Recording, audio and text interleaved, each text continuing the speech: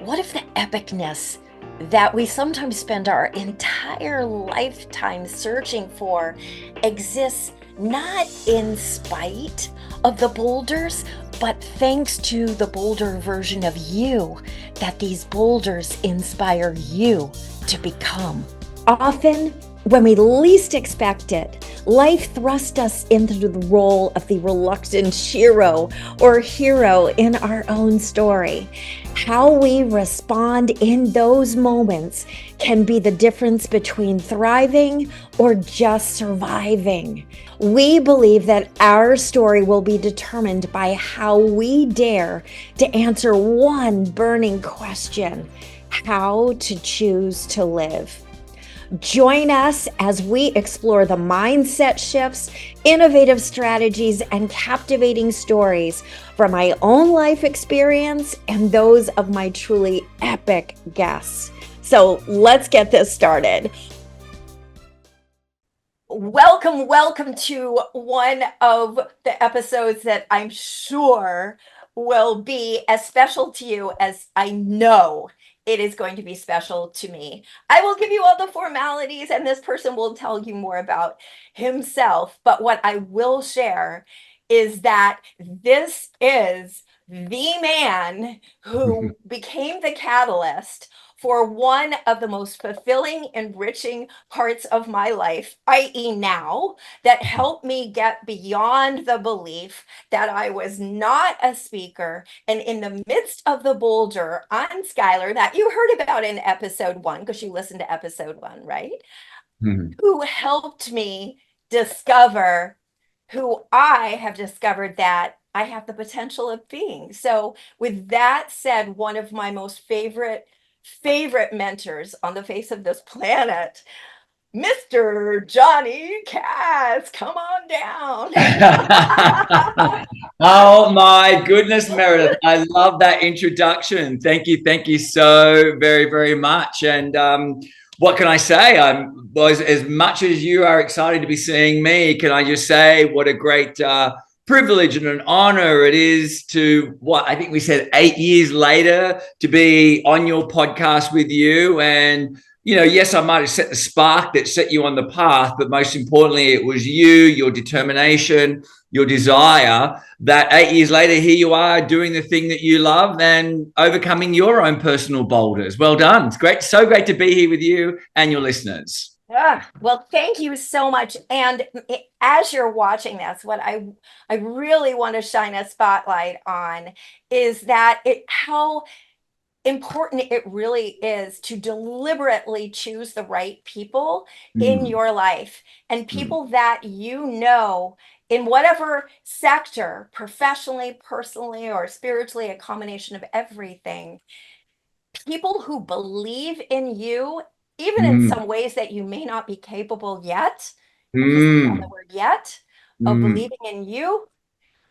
They will help you discover things that you might currently believe is mm, impossible. And mm. so that is one of the big reasons that I really wanted Johnnie on board here. Now, another reason I want him on board is because clearly this podcast is about how to choose to live.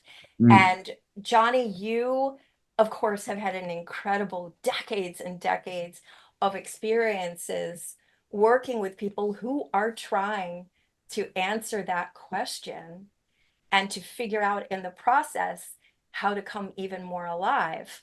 mm, What would you say is one of the kind of breakthrough moments for most people when they start feeling like they're beginning to answer that question? Is it in the success moments, or mm, is it in the moments when the boulders start dropping for mm, them? mm. Geez, we're going straight in there this morning, You aren't we? got it. And in the I love that process, if about you want you. to sprinkle bits of who you are, that's just the way I roll. Yeah, I love that. Let's not mess around here at all. And I love when you said decades and decades. It makes me realize how much older I'm getting, which I love, by the way, which gives me wisdom. And I love that question, the question of, I want to choose to live and I want to choose to thrive. And do those moments come in moments of success for us, or do they come in moments when we're potentially not being our best, when a boulder presents itself to us? And I can only speak from my own personal experience, but I think it's a combination of the two, to be really honest with you. I know that, there's an old saying, nothing breeds success like success. So when you're in that space of feeling really good about yourself, most of us will go, right, what else can I accomplish? What can I push to the next level? And we strive and we accomplish. And inevitably, from my own personal experience, 9 times out of 10, excuse me, a boulder gets in our way. And it's when those boulders arrive that we usually really start questioning things. And from my perspective, I would like them not to be big boulders that make us question things. So, in other words, there's an old saying that says, never waste a good crisis. Yeah. And a crisis is an opportunity for us to reevaluate, reassess. And it's not that life is throwing something at you. Life is throwing something for you in order for us to become who we really want to become. But unfortunately, we live in a society, I personally believe, where we become addicted to the good feelings. We become addicted to success, looking good, materialism, climbing up that corporate ladder, having all the answers. And we don't like the uncomfortable feelings, the feelings of confusion, the feelings of, I don't know what I'm doing with my life, the feelings of embarrassment, shame, humiliation, getting a demotion rather than a promotion, watching your friends succeed. And so we avoid those difficult feelings, but it's in those difficult feelings that if we start to get curious, we get our biggest growth, and we can start to really ask ourselves, well, who do I want to be? And how do I want to choose to live my life?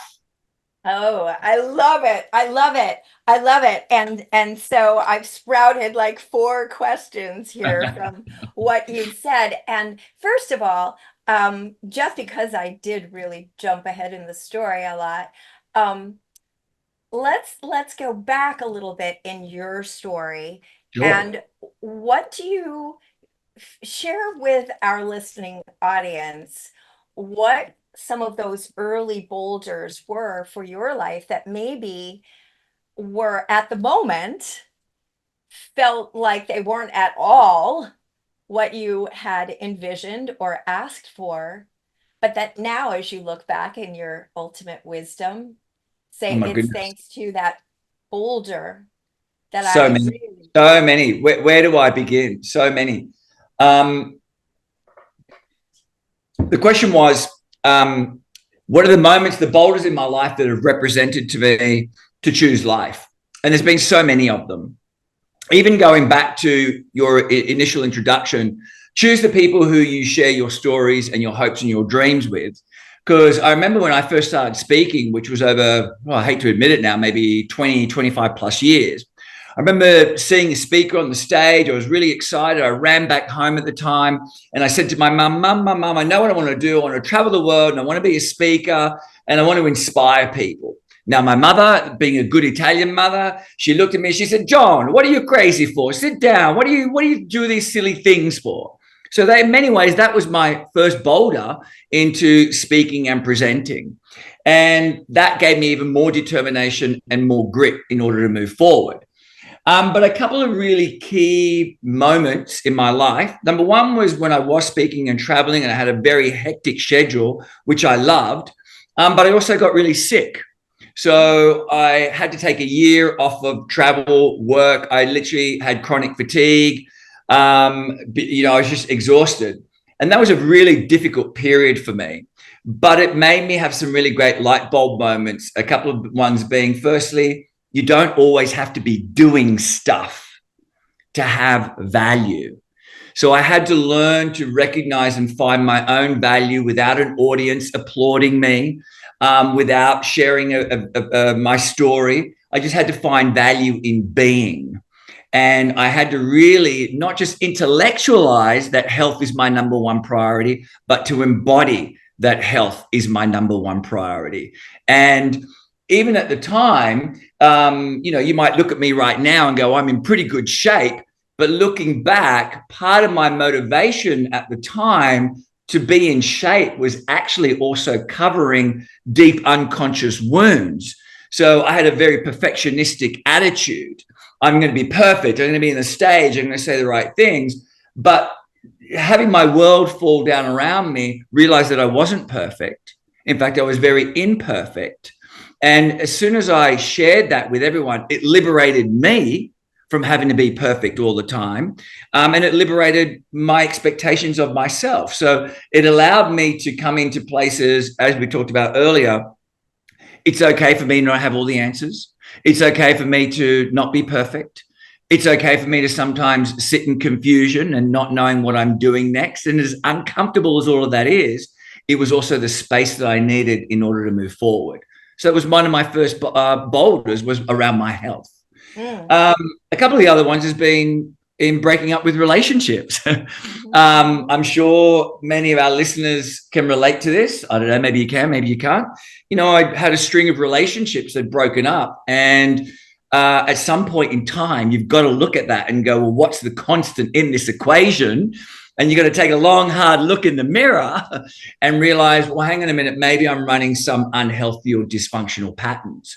Now, for me, that showed up in relationships. For some people, it shows up in their careers where they've got the same boss who keeps, you know, they're saying, oh, people never let me get ahead. People never let me get that promotion. Why am I always self-sabotaging? Or why is somebody doing this to me? No one's doing anything to you. We're always doing it to ourselves at an unconscious level. So the boulders, as difficult as they are, nobody wants to experience them. As difficult as they are, they're a gift given to us if we're just willing to look for the gift. And life will tickle you with a little boulder. And if you don't pay attention, it's going to give you a bigger one. And then if you really don't pay attention, it's going to smack you across the face. But the boulder is coming whether we like it or not. Ooh, I love it. I love it. And so what I want to play with for a moment is this concept of perfection. Because Mm, so many of us believe that we can actually forget about achieving it, but we can definitely measure it. I mean, I mm, know what that perfect version of me should be. And I think mm, it might have even been when you were on the stage when I first mm, heard shoulding all over ourselves. mm, mm, And you know what's been fascinating for me, and I'm curious to hear your thoughts. A couple things that really jumped out at me is that we are programmed or trained or whatever to define perfection in mm, a really bizarre way. Because if you look around the world, mm, perfection is never a static destination on the GPS for mm, nothing on this planet. The mm, things that are truly perfect are the things that can flow and mhm, adapt and mhm, change to whatever is coming their ways. And as human beings, really, I think one of the main reasons that we are still here is not our ability to prevent change, to mm, outsmart change, mm, or to develop this perfect human being.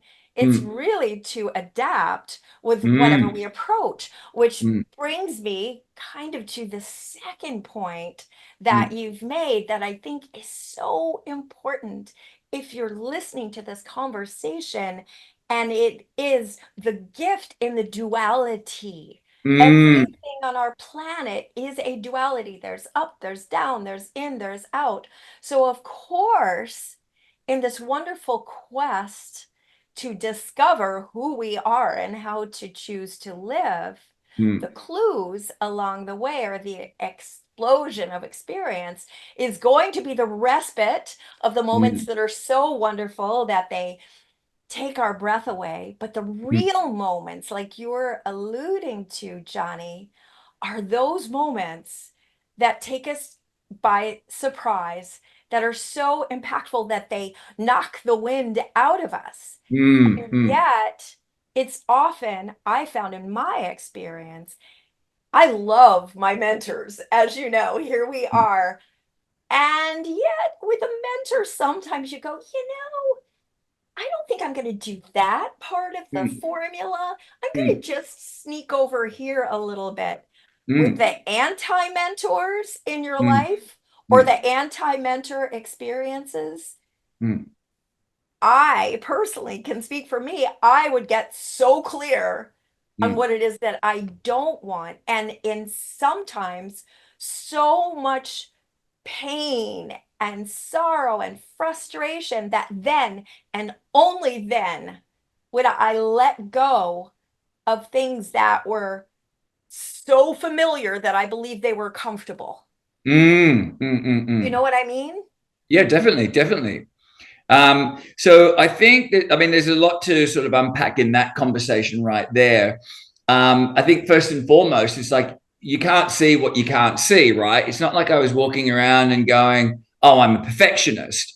I was just saying to myself, I have high expectations of myself and I want to be the best at what I can possibly be. And there's a difference between, for example, a commitment to excellence Yes. as opposed to being perfect. Yes. And it's all about being imperfectly perfect and knowing that it's okay to make mistakes. I'm going to get it wrong because perfectionism, I think I read this from Brené Brown actually, is really a mask for deep seated shame. Now, it's not like anybody's walking around going, oh, I have shame, I have shame. Perfectionism is the symptom of the deeper underlying issue. And if we can work around that, that becomes more impacting. And so now when people say to me, like once upon a time when I was a perfectionist, people would say to me, oh, you got that wrong. What would I do? I would get defensive. I would get judgmental. Whereas now if somebody says you're wrong, I will be open to going, all right, well, how can I improve that better? Or if somebody says you're an idiot, I will say, sit down and I will tell you all the ways that I have been an idiot. And now that perfectionism or that shame no longer has power over me. And I think it's what you really talked about there is like, I mean, you might look at somebody up on the stage and we immediately put them up on a pedestal. And the Mhm. minute we put somebody up on a pedestal, we inadvertently put ourselves beneath that person. And the reality is, every person that you ever come into contact with has done exactly what you said, either cried themselves to sleep out of desperation, loneliness, helplessness, and hopelessness. We've all suffered from loss, sadness, broken hearts, whatever. And when we realize that, we can begin to have compassion not only for ourselves, which I think a lot of people lack, but compassion for other people as well. And when we have compassion for ourselves, it means we become a bit more forgiving of ourselves, which means we take more risks, which means we try more things. And sometimes people say to me, but Johnny, compassion means that people are going to walk all over me. No, I didn't say let people walk all over you. I said that you can still go through the world with an open heart and a sense of determination and realize that everybody's just trying to do the best that they can. And what you see on the outside is not what's going on the inside for everyone. So Yeah. kindness and compassion have been great lessons that I've had to learn through the boulders that have smacked me across the face, but kindness and compassion with myself, and then kindness and compassion to my fellow human beings. I love it. And I feel like what is the kind of the unsaid, the untold story in that is that kindness and compassion truly is the strength because it takes Totally. a lot of confidence to be able to be compassionate, to be able to look at someone who has had a completely different repertoire of experiences and Mm, therefore had different feelings, made different choices, and you may completely not agree with them, but again, you haven't lived their story. So it mm, takes a lot of strength, I think, mm, within ourselves, and especially to be compassionate, to your point, with mm, ourselves. So speak to us a little bit about what I feel like I heard is that during this transition, this transformation, your own inner narrative has been changing, and the power of your inner narrative, in other words, our words. In fact, one mm, of the things that blew me away when I first experienced you on stage was this neuro-linguistic programming that I had mm, never heard of, but mm, that resonated so deeply. And clearly, the shift in the words, it helped me discover that to me, as I observed this, experienced it, the words can often be a symptom of what we believe to be fact, and therefore our present tense statements, Mm-hmm. we never make a present tense statement unless we believe it to be true. Mm-hmm. And when we're making a present tense statement about ourselves or about the world, it really is programming code that you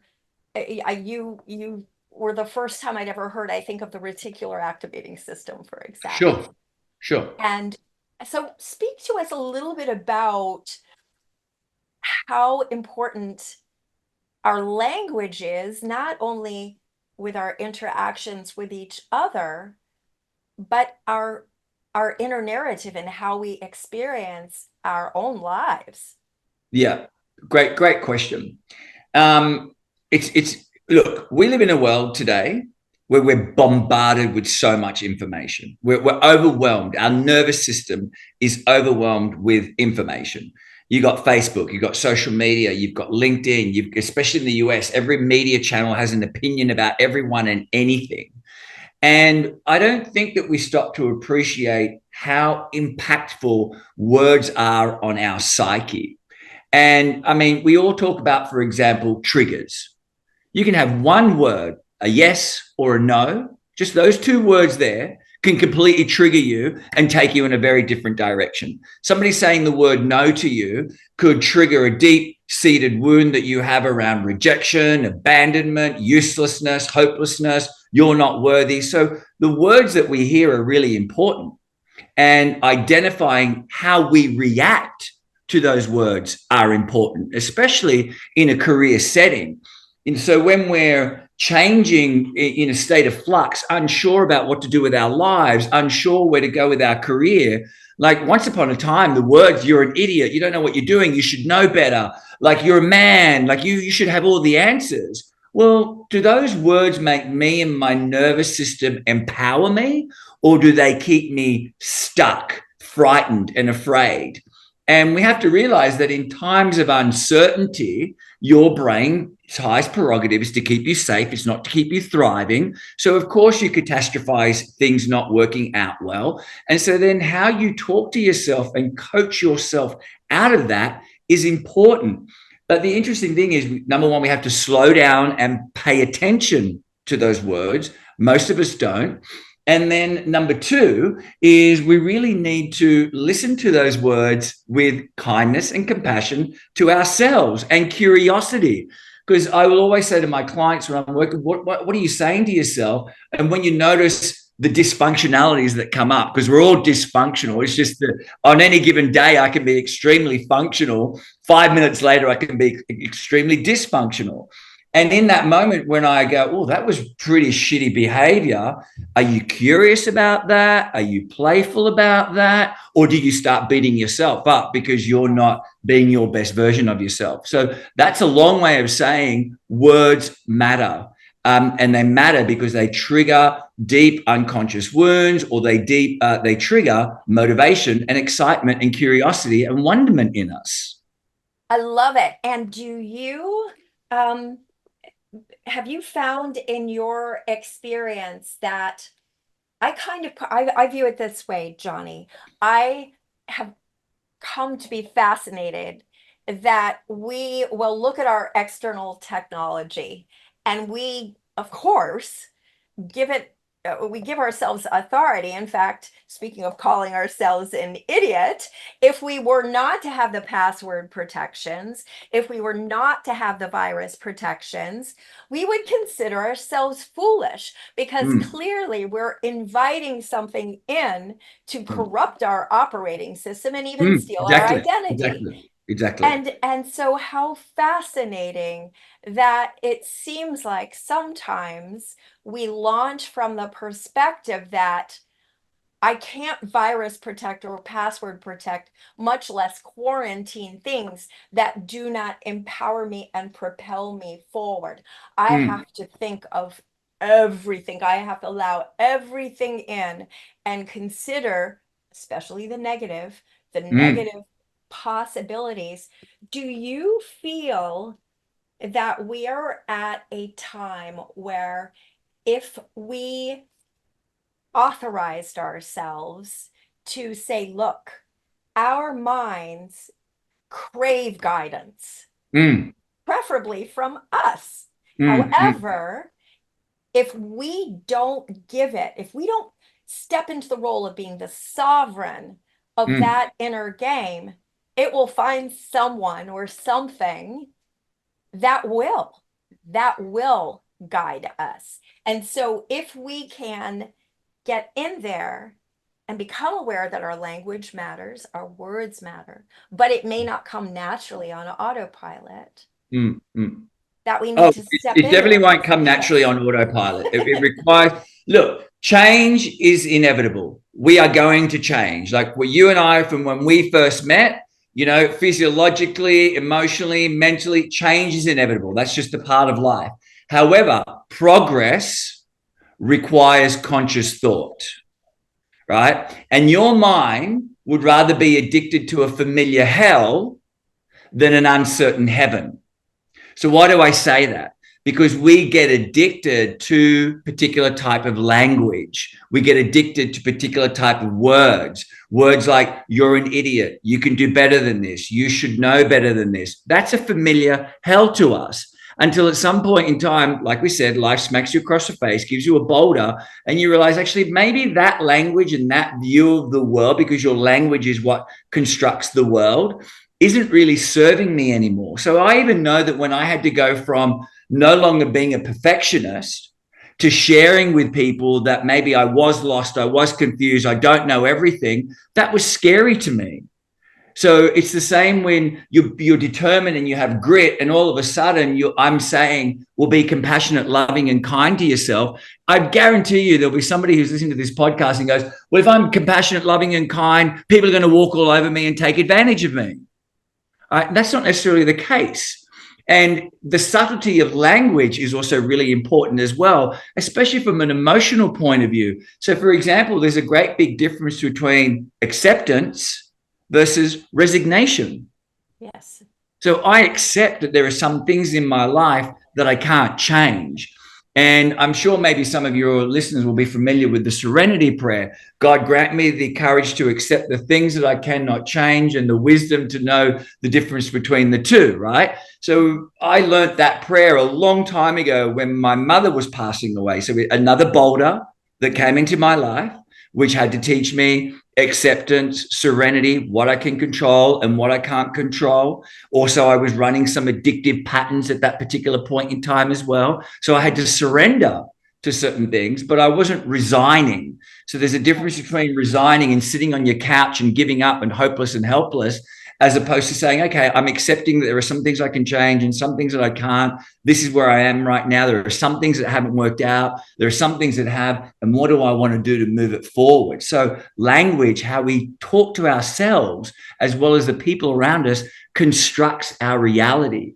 And your world is reflecting back to you what you're thinking inside. So going back to the reticular activating system, there is suffering in the world, and that is inevitable. There is pain in the world, there is loss in the world, but there's also a lot of beauty and love and magic and wonderment in the world.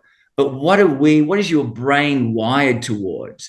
And we can change that by, like I said, making conscious decisions compounded over time to move things in the right direction.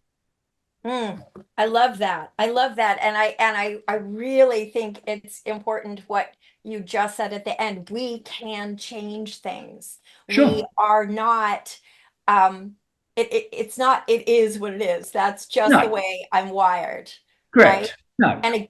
And again, I think that if you're listening to this and you catch yourself, and that's part of it, we're saying start being aware. What are the present tense statements that you're making about yourself? But Absolutely. when you sell yourself short, whatever that is, how on earth is anyone else supposed to come in there and magically and mysteriously lift you up? However, the caveat there is there are going to be times, I believe, when in fact, we're not intended to do it on our own. So here's the duality, here's the dance, right? Mm. You can lead the horse to water, you can make the horse thirsty, you can even show the horse the mechanics of drinking, but ultimately that horse has to drink itself. But if you don't find someone who can show you where that water is, you can stay thirsty for a long, long time. So, so Johnny, what is your big thing that you're excited about that you're working on now relative to Yeah, all of this? great question. The thing I'm working at the moment is that brilliance is for everyone. My thing is I want people to be brilliant. And what do I mean by that? Like, we place so much emphasis sometimes on people who have economic success, financial success, fame, the cars, the houses, and all of those kind of things. And I believe that we all can be the own heroes of our own lives. And it's not necessarily, look, I love beautiful things just like anybody else. But I've had times in my life where I've had the beautiful things and I have been absolutely on the inside miserable. In fact, there was a time in my life where people would have looked at my life and they were like, you're traveling around the world and you're being fabulous and you're on stage and you're amazing. But once I got off the stage, the only two friends that I had was jet lag and loneliness. And so it's not just about the outside world, but it's really about discovering your own unique brilliance.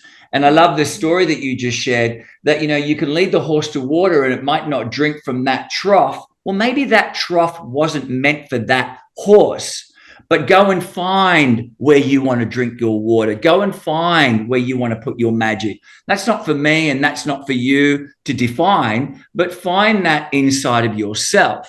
So unfortunately, 2 months ago, my father passed away. And of course, when death is knocking, life is also knocking because it reminds you of the gift of being alive. And as I searched my memory bank for what made my father unique and what I loved about my dad wasn't a man of grandeur or a man who had big ambition, but he was a beautiful Italian man who loved his garden and who was kind and caring. And when I think about the moments that I'm going to miss with my dad, it's the moments of him sharing his vegetables with some of my friends, or the moments sitting around a table having a conversation between a father and a son. So there's brilliance in that. It's not about the big things, it's the small things and taking the time to find your own unique brilliance. Now, there's the whole neuroscience stuff around that, but that's my thing at the moment, is how do I help people discover their own brilliance?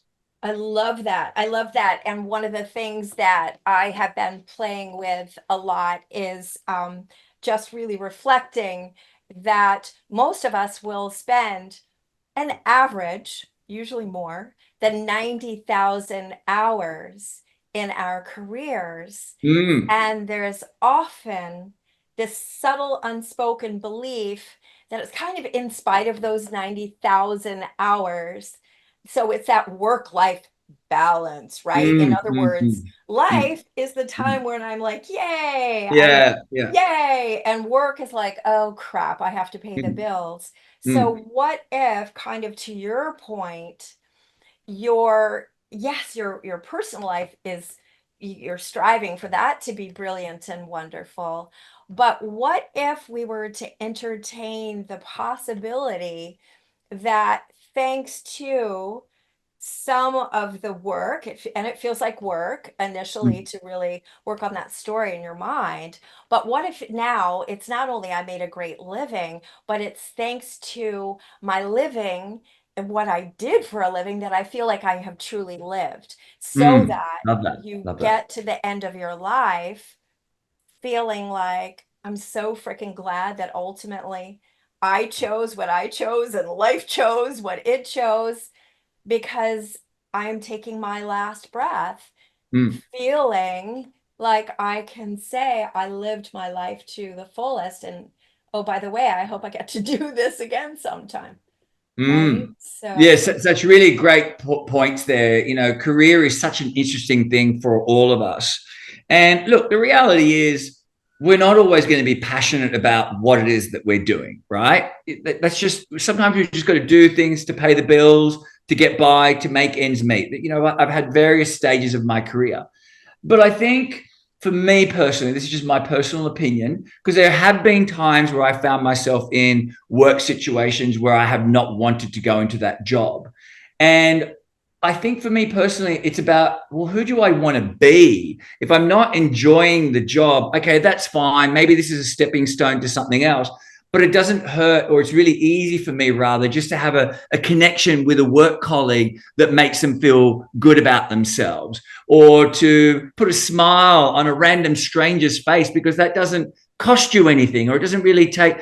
But me turning up to a work bitter, unhappy, dissatisfied certainly doesn't do me any favors. It doesn't do anybody any favors. So even if my work situation is not what I want it to be, I can still control how I show up in that environment, because who I am is way more important than the job that I have or that I don't have. Because if I'm turning up in a different way, I can potentially go for a pay rise or improve my position in the world, because it's really easy to be mediocre, but mediocre gets you no results. And it just takes that little bit more effort to commit to excellence, not perfectionism, which just pushes you a little bit above where you start to get some rewards. And you got to start noticing, if you start, well, can't be bothered putting the effort all the time, or whatever it might be. It's too hard to get ahead. We got to start listening to that dialogue, and start to challenge that. I love it. I love it. So, as we wind this down, before we tell all these wonderful listeners how they can stay in touch with you and connect with you, I have two questions for you. Sure. Yeah. So the first question is to imagine that it is about 100 years in the future, and there has been some sort of cataclysmic something that has taken place that has magically and mysteriously sucked away all of the wonderful inner game guidance. And so now future generations are depending on you and three things that you would say, and there are only three things that you would say to someone to help them make the decision how to choose to live. Geez. Okay. Wow. You started strong and we're going to finish strong. So three things. The first thing is, the real game is inner peace. All right. And I want you to think about that as you hear that. Inner peace doesn't mean passivity, or just sitting around meditating, namaste. No, inner peace means that you walk through this wonderful, beautiful, gorgeous planet of ours internally at peace with the ugly parts of yourself, the great parts of yourself, at inner peace with the world around you. So inner peace is not a passive thing. That's the first thing. The second thing, which is, probably ties in with this, is self-love. And not loving of the self, because that's ego. I think there's a lot of loving of the self right now. Like, hey, let me take a selfie, and let me flex my biceps and all of that kind of stuff.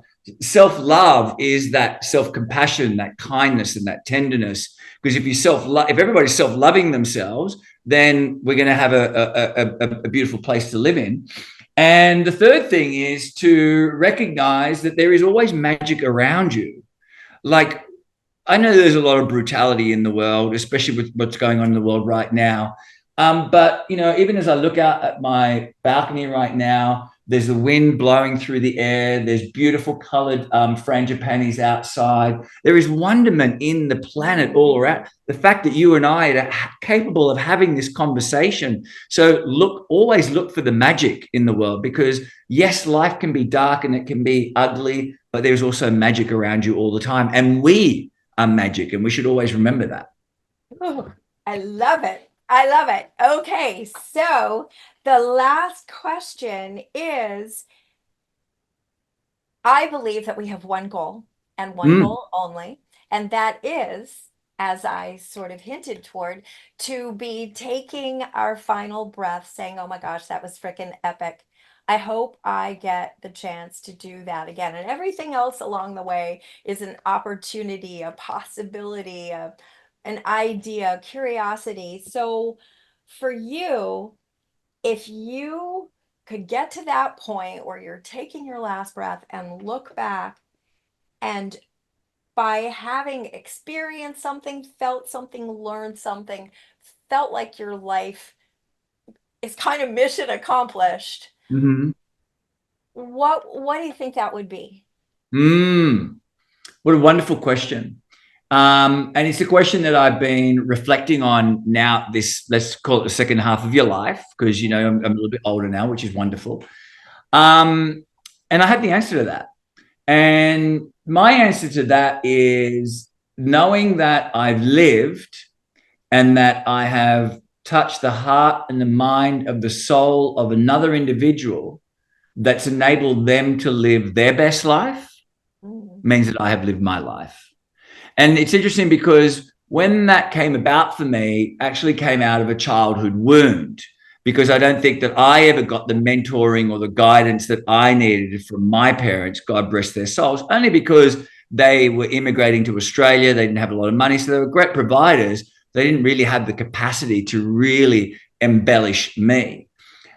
So for me, it's knowing, like I said, that you have been able to have a positive impact on a person that's enabled their light to shine. And I want to continue to keep doing that. Mm. Um, and I feel like I've already partially accomplished that, but I know that I want to come back and do it again in a different way. Ooh, I love it. I love it. So, can you see why I absolutely love this man? So, how can the audience who has now fallen in love with you, how can they connect with you and get more of Johnnie Cass? Yeah, look, I'm going to be really honest. I do not at the moment spend a lot of time on socials. So this comes back to that conversation we had earlier about what I put into my brain. I just feel like there's Mhm. so much information that comes into my mind. But if anybody does want to follow me, my personal Instagram account is usually where I post my reels and usually where I post things. So you can get me on Instagram, and my handle is Johnnie Cass one, JOHNNIECASS one, as in number one. I do have a Facebook account, same name, but admittedly, I don't spend a lot of time on that. So Instagram is probably the best place to get me. I love it. I love it. And see, it's just further validation that you don't have to be all over social media. I have an amazing life without social media. I lost my Yes. Facebook account a few years ago, and for a variety of reasons, I couldn't get back into it. I had a year off it. And again, it was like, oh my God, that is so liberating. And my Yes. life is about being present to the people around me. Yes. Of course, I want to share my message that's out there. But yeah, yeah, the whole new social media. Yeah, anyway, I'll leave it at that. So I love it. Well, Johnny, I thank you so much for being here. And I just thank you so much for being such a special brilliance in my own life, helping me find that brilliance that when I found you, I didn't even know if it existed, much less how to trigger it, how to explore it, or even if I was worthy of exploring it. And Mm-hmm. so just thank you so much. I love you so much, and I appreciate you so much. And you who are watching this, I love you too. Thank you so much for being here. Of course, I feel sure that some of you who are listening to this are thinking of someone who would also benefit from Johnny's wisdom. So please feel free to share. Definitely follow the podcast. We are all about how to choose to live, because I believe that that is the question Mm. that is the root at really everything that we do. So thank you so much. I will see you soon for another episode of How to Choose to Live. Thanks, Hoorah. Meredith. Thank you, Johnny. Thanks so much for watching today's episode of the How to Choose to Live podcast. So, here's that bonus tip for the day.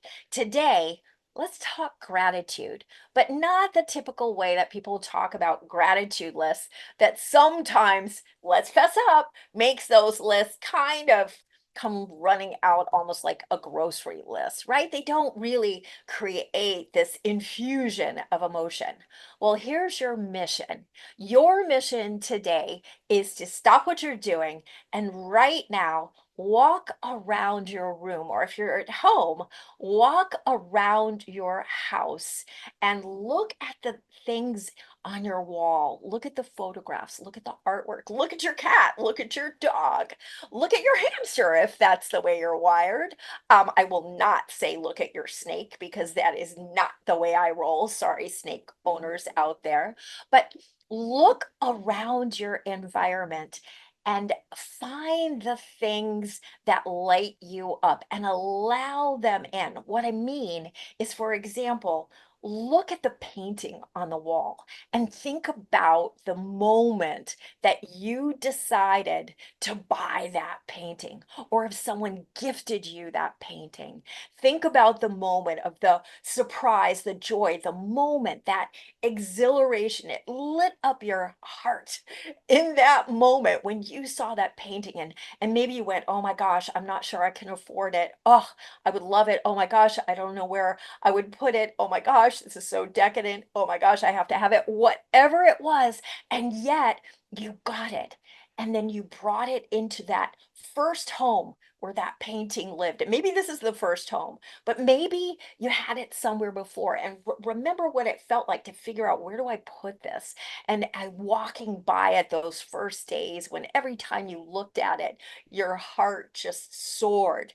And then maybe when you moved, when you took it out of the moving box and you saw it, and in that moment, you went, oh, yes, I love this, right? Not unlike that moment when you're taking the ornaments out for the Christmas tree and you find an ornament that you'd forgotten about, right? It's that feeling.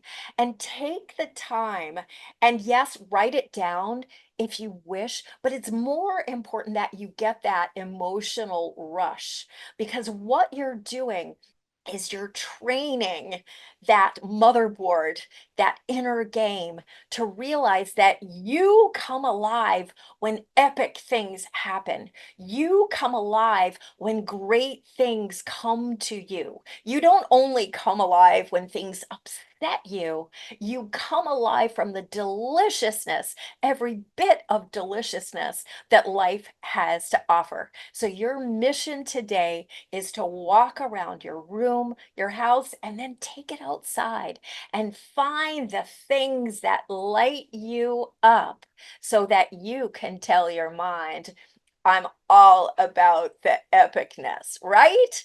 So, I'm Meredith Alexander. Go ahead and hit subscribe, and I will see you soon.